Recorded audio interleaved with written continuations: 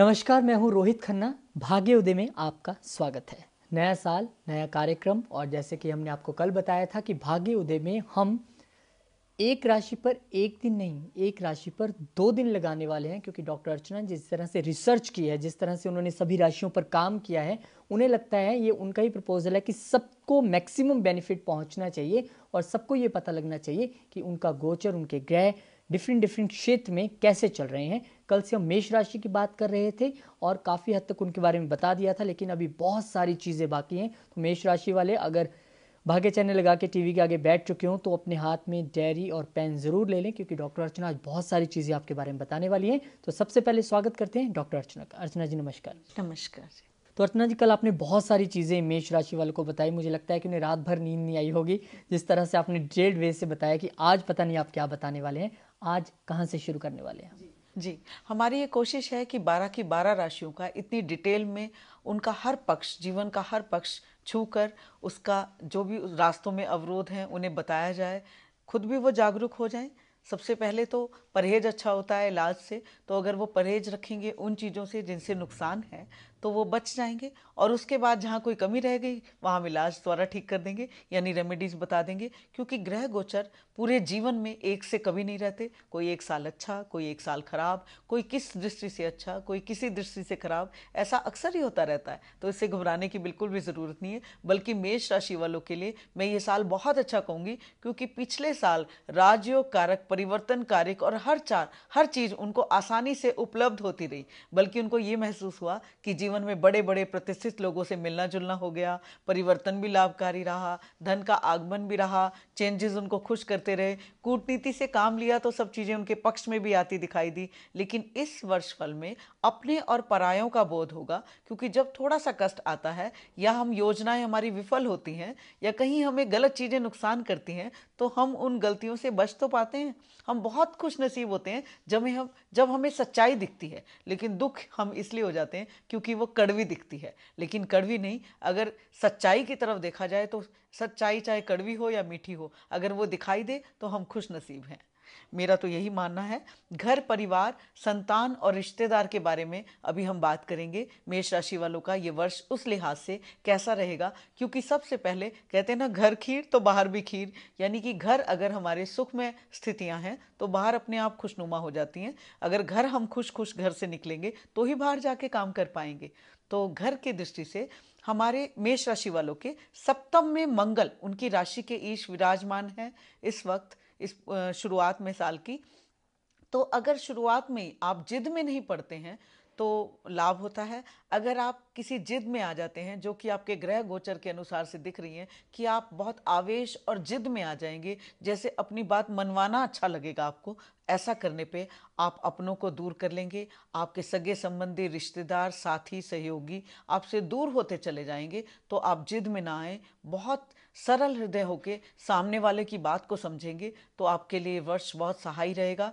वरना मंगल की स्थिति कुछ ऐसी है कि क्रोध, बैठे बैठे आपसे विवाद हो जाएगा। आप आराम से बैठे होंगे, सामने वाले के प्रति आपके मन में कोई बुरी भावना नहीं होगी, सामने वाला भी आपको समझ रहा होगा, लेकिन बैठे बैठे आप विवाद में पड़ जाएंगे। खास तौर से जीवन साथी को समझने की बहुत ज़्यादा ज़रूरत होगी, क्योंकि जीवन साथी का इस पूरे साल में आपको भरपूर सहयोग मिलने जा रहा है। आपकी हर परेशानी से आपको निजात दिलाएगा जीवन साथी और आपके पार्टनर्स। अगर आप उनको समझेंगे और उनकी जगह खुद को रख के देखेंगे, उनकी भी वैल्यूज़ की कदर करेंगे, उनके भी मन स्थिति को समझेंगे और कहीं उनकी भावनाओं की कद्र करके आप चलेंगे तो आपकी भावनाओं को बहुत ज़्यादा समझा जाएगा। बहुत साहसी आप हैं। 7th हाउस में मंगल गोचर कर रहे हैं, तो इस वक्त आप जिद में ना आए। जिद और आवेश बना बनाया खेल बिगाड़ देगा। क्योंकि इस वर्ष फल में ऐसा ही दिख रहा है कि शुरुआत दौर पे आप अगर रिश्तों को और सहयोगियों को दूर कर देंगे तो पूरा साल आपको थोड़ा सा नुकसान पहुंचाने वाला है।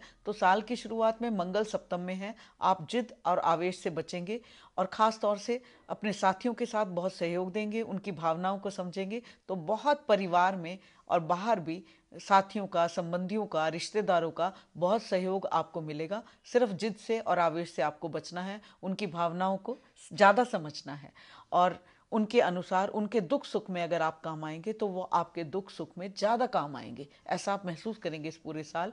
इस साल संतान संबंधित जो कार्य हैं उसमें निवेश करते नजर आ रहे हैं, क्योंकि 5th हाउस में गुरु गोचर पहले ही कर रहे थे, जो कि वक्री हो रहे हैं 8 जनवरी से लेकिन 9 मई तक। तो कहीं संतान संबंधित कोई कार्य आप कर रहे थे तो उसकी वजह से कोई परेशानी हो जाएगी, संतान से बुरी खबर उनकी सेहत को लेके हो सकती है, उनकी पढ़ाई में ध्यान नहीं लग रहा या संतान गलत तरफ जा रही है, इस तरफ हो सकता है। तो आपको जागरूक रहने की जरूरत है, क्योंकि गुरु चंडाल योग आपके 5th हाउस में बन रहा है। हालांकि इस वर्षफल में गुरु की वजह से आपको संतान सुख भी मिलने जा रहा है, लेकिन उस सुख में कहीं किस तरह की बाधा आ रही है ये भी नजर आ रहा है। बाधा है कि संतान पढ़ाई में ध्यान न लगाए, संतान का मन अगर भटक जाए या संतान कहीं बुरी राह पे चल दे या सेहत खराब हो जाए तो दिक्कत आपको ही होगी। संतान पर आप निवेश करेंगे जो सुख में रहेगा, लेकिन बहुत जागरूक रहकर ध्यान रखना है, संतान संबंधित हर क्रियाकलाप को नजर में रखते हुए आप काम करेंगे। 5th हाउस हमारी बुद्धि का है, और बुद्धि में जब गुरु चांडाल योग बन रहा है, क्योंकि राहु अभी 29 तारीख को गुरु के साथ आ जाएंगे और 8 जनवरी को राहु के आने से पहले ही गुरु वक्री होने जा रहे हैं, जो कि 9 मई तक वक्री रहेंगे। वक्री ग्रह के बारे में हमने आपको पहले ही बताया कि जब कोई ग्रह सीधा चलता चलता अपनी दृष्टि उल्टी कर देता है और उल्टी तरफ उसकी चाल हो जाती है तो वक्री कहा जाता है। तो गुरु का वक्री होना और गुरु के साथ राहु का आपके पंचम में आ जाना, कहीं बुद्धि विवेक में कहीं दिक्कत आ सकती है कि आपका मन गलत कामों की तरफ ज्यादा जाएगा। जैसे आप निराश और परेशान हुए तो आपका दिल किया कि शराब पी ली जाए। अगर आप थोड़ी सी भी शराब पीते हैं तो मैंने आपको कल ही बताया कि आपको छोड़नी होगी। मांसाहार, अंडा और शराब से अगर आप दूर रहेंगे तो आपका स्वास्थ्य अच्छा रहेगा, और स्वास्थ्य अच्छा रहेगा तभी आप कोई काम कर पाएंगे। तो ये बताते बताते कहीं आप गुरु चंडाल योग आपको इन बातों की तरफ ज्यादा लगाएगा। गलत संगत में आप पड़ सकते हैं जहां रोज आपको उत्साहित किया जाएगा इन कामों के लिए, तो आपको बचाव रखना है। 2nd हाउस हमारी वाणी का है धन के साथ साथ, तो 5th हाउस हमारे वाणी के और धन के सुख का हुआ, क्योंकि वो 2nd से 5th 4th हो गया, चौथा घर हो गया, दूसरे घर का चौथा घर, दूसरे से चौथा स्थान, यानी कि धन और वाणी के सुख का। तो आपको कहीं धन का सुख कम मिलेगा। धन आप कमाएंगे बहुत, लेकिन जितना आप कमाएंगे जाने की व्यवस्था पहले से हो जाएगी। इसी तरह आपकी वाणी के सुख का समय है, लेकिन उस सुख को ग्रहण लग रहा है, गुरु चंडाल योग हम वहां बन रहे हैं और बृहस्पति भी वक्री हो रहे हैं, यानी कि आपकी वाणी कहीं नुकसान करेगी। आप कुछ कड़वे सच बोल जाएंगे, आप जरूरत से ज्यादा बोल जाएंगे, आप जिद और आवेश में कुछ गलत कह जाएंगे सामने वाले को, या फिर आपकी वाणी कटु हो जाएगी, उससे आपको नुकसान होंगे। तो आपको अपने धन, वाणी, इनके सुख के लिए बहुत जागरूक रहना है। बुजुर्ग की, आपको किसी की परिवार में कोई बुजुर्ग है तो उनकी सेहत की चिंता रहेगी, हॉस्पिटल के चक्कर लगाने पड़ सकते हैं, बच्चों के सेहत की भी चिंता रह सकती है, तो आप इस प्रति बहुत जागरूक रहें। अगर थोड़ी सी भी कोई दिक्कत है तो जल्दी से इलाज करा लें, तो बढ़ेगी नहीं वो दिक्कत। और इसके अलावा जीवन साथी का भरपूर सहयोग आपको मिलेगा अगर आप उसकी भावनाओं को समझेंगे, तो हर स्थिति में वो आपके साथ होंगे। और बाकी भी हमारे जितने पार्टनर्स हैं, 7th हाउस उनका भी होता है, तो वो आपके बिजनेस पार्टनर हुए या फिर कोलीग्स हो गए, उन सब का आपको तभी सहयोग मिलेगा जब आप उनकी भावनाओं को समझेंगे इस वर्षफल में। इसके अलावा यही नहीं कि सारी बुरी बातें हैं, ये तो मैंने जागरूक रहने को कहा। अगर आप जागरूक रहेंगे तो यही बुरी बातें अच्छाइयों में तब्दील होती चली जाएंगी और आपके घर में शुभ कार्य, मांगलिक कार्यों के प्रसंग बनेंगे जिनसे मन बहुत प्रसन्न रहेगा, मंगल कार्य होंगे। अगर आप अभी तक संतान सुख से वंचित हैं तो इस वर्षफल में वो सुख भी आ जाने वाला है, क्योंकि वक्री होकर जैसे ही बृहस्पति पंचम को देखेंगे तो संतान सुख का एक अच्छा सा योग बनेगा। और आप इन सब पंचम के ग्रहण और 5th हाउस में वक्री बृहस्पति से निजात पाने के लिए केसर का तिलक माथे पर लगाएं, और आप इन सब समस्याओं से जूझ नहीं पाएंगे, बल्कि समस्या आएंगी ही नहीं, खत्म होती चली जाएंगी।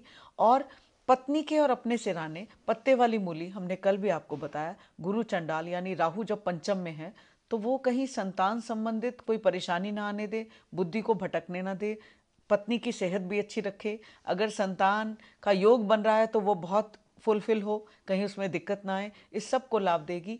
1, 3, 5 या 7 ऑड नंबर में हम पत्ते समेत मूली लेंगे, मूली मतलब पत्ते उतार नहीं लें, उसके पत्ते समेत लें, सिराने अपने और पत्नी के सिराने बीच में रख लें। और शुक्रवार को लें तो शनिवार को दान कर दें, मंगल की रात को लाएं तो बुधवार को दान कर दें, क्योंकि राहु का दिन बुधवार भी है और शनिवार भी है। तो इस तरह से करके आप अपने रिश्तेदारों, अपने घर में सबका, संतान संबंधित सबका सहयोग ले सकते हैं और सबसे बहुत अच्छे आपके मिठासपूर्ण रिश्ते बने, यही हमारी मंगल कामना है। चलिए, ये तो बात थी परिवार की, ये बात थी संतान की। मेष राशि के बारे में तो आप जान ही रहे हैं, पर यहाँ जिज्ञासा उनके लिए बनी रहती है जो ये जानना चाहते हैं कि हमारा आज का दिन कैसा रहने वाला है। तो अर्चना जी, उनका भी साथ साथ में बढ़ाते हैं और शुरुआत भी मेष से ही करते हैं।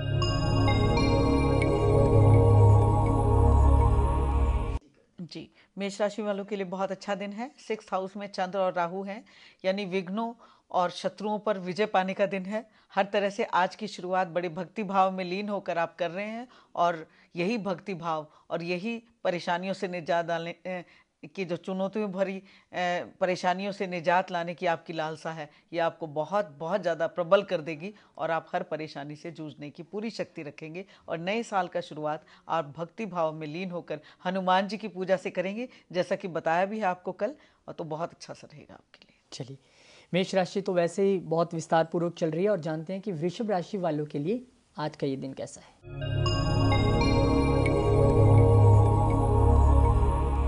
वृषभ राशि वालों के लिए एक अच्छा दिन है। अपने बुद्धि विवेक से लाभ लेंगे तो बहुत लाभ होगा, लेकिन अगर दूसरे के कहने में आएंगे तो नुकसान कर डालेंगे अपना। चलिए, आगे बढ़ते हैं और बात करते हैं अब मिथुन राशि की।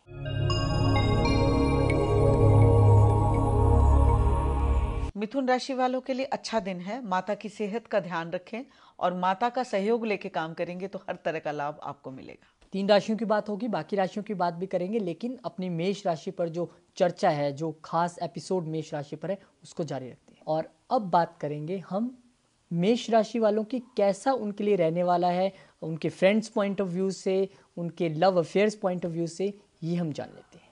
जी, हमारे अफेयर्स और मित्र की दृष्टि से पंचम स्थान बहुत इंपॉर्टेंट होता है। तो पंचम स्थान में बैठे बृहस्पति गुरु आपको अच्छे और सच्चे मित्रों से काफ़ी दिनों से मिला रहे होंगे, क्योंकि पिछले वर्ष से पंचम में आपके गुरु चल रहे हैं, जो भी 8 जनवरी को वक्री हो जाएंगे, और राहु 29 जनवरी को उनके साथ संयोग बनकर करके गुरु चंडाल योग बनाएंगे। इस वर्ष फल में पिछले साल से भी, मतलब पिछले साल के मध्य से ये शुरुआत हो गई थी कि आपको अच्छे और सच्चे नए साथी मिलने शुरू हो गए थे, जो आपको लाभ भी देने पे आ गए थे। और अच्छे और सच्चे साथी भी मिलेंगे, लेकिन जागरूक भी रहना है, नए लोगों से सावधानियां भी रखनी है, क्योंकि कुछ लोग भ्रमित करने वाले भी इस वर्षफल में आपको आएंगे, इस पूरे 2016 में आएंगे, क्योंकि गुरु चंडाल योग पंचम में ही बन रहा है और गुरु वक्री भी पंचम में ही हो रहे हैं। और जब गुरु अभी राशि परिवर्तन करके 11 अगस्त को 6th हाउस में चले जाएंगे, तब ज़्यादा जागरूक रहने की ज़रूरत होगी। इस लिहाज से अच्छे सच्चे मित्र बनेंगे, लेकिन भ्रमित करने वाले मित्र भी आएंगे, यानी कि नए दोस्त बहुत बनेंगे। और जो थोड़े टीनेजर लोग हैं या उस अवस्था में हैं जहां उनका विवाह नहीं हुआ है, तो ऐसे जीवन साथी, ऐसे साथी आ मिलेंगे जो जीवन भर सहाय रहेंगे, अच्छे सच्चे और बहुत वफादार होंगे। लेकिन साथ साथ भ्रमित करने वाले लोग भी आ सकते हैं, और उनके इस एज के लोगों को जो शादी योग्य हैं अभी, ऐसी स्थितियां भी बनेगी कि बहुत पुराने संबंधों से छुटकारा होके परिवर्तन होगा और नए संबंध बनेंगे। कई बार वो भ्रमित करने वाले भी होंगे और कई बार वो जीवन भर सहाय रहने वाले भी होंगे। तो दोनों तरह के मित्र और प्रेम प्रसंग साथ साथ चलेंगे। भ्रमित या फिर गलत तरफ आपकी बुद्धि चली जाए, इस बात का बहुत ध्यान रखना है। अपोजिट सेक्स की तरफ आकर्षण बहुत होगा, वो अच्छा भी हो सकता है और बुरा भी, लेकिन अपनी एज, अपने दायित्व और मर्यादा में रहकर हर काम करने के लिए सलाह दी जाती है मेष राशि वालों को, क्योंकि पंचम में गुरु चंडाल योग भी बन रहा है और गुरु वक्री भी हो रहे हैं। तो इस लिहाज से अपने बुद्धि विवेक से काम लेके, दिल की बजाय अगर दिमाग से काम लेंगे तो कुछ गलत राह पर नहीं चलेंगे। जिस तरह ये साल चुनौतियों भरा है, उसमें एक लाभ ये भी है कि अच्छे सच्चे और सहाई बुद्धिजीवी लोगों का साथ मिलेगा, जो इस चुनौतियों में आपको भरपूर सहयोग और सलाह देके आपको परेशानी से निजात दिलाएंगे। चलिए, बहुत बढ़िया तरीके से आपको बताया कि मेष राशि वालों के लिए ये साल लव अफेयर्स और फ्रेंड्स के लिहाजे से कैसा रहने वाला है। एक छोटे से ब्रेक के लिए यहाँ पर रुकेंगे भाग्योदय में। ब्रेक के बाद हम बताएंगे कि मेष राशि वाले जो स्टूडेंट्स हैं या टीनेजर्स हैं, जो यंगस्टर्स हैं, उनके लिए ये साल कैसा रहने वाला है, यानी पढ़ाई के लिए, शिक्षा के लिए और करियर के लिए। एक छोटे से ब्रेक के बाद।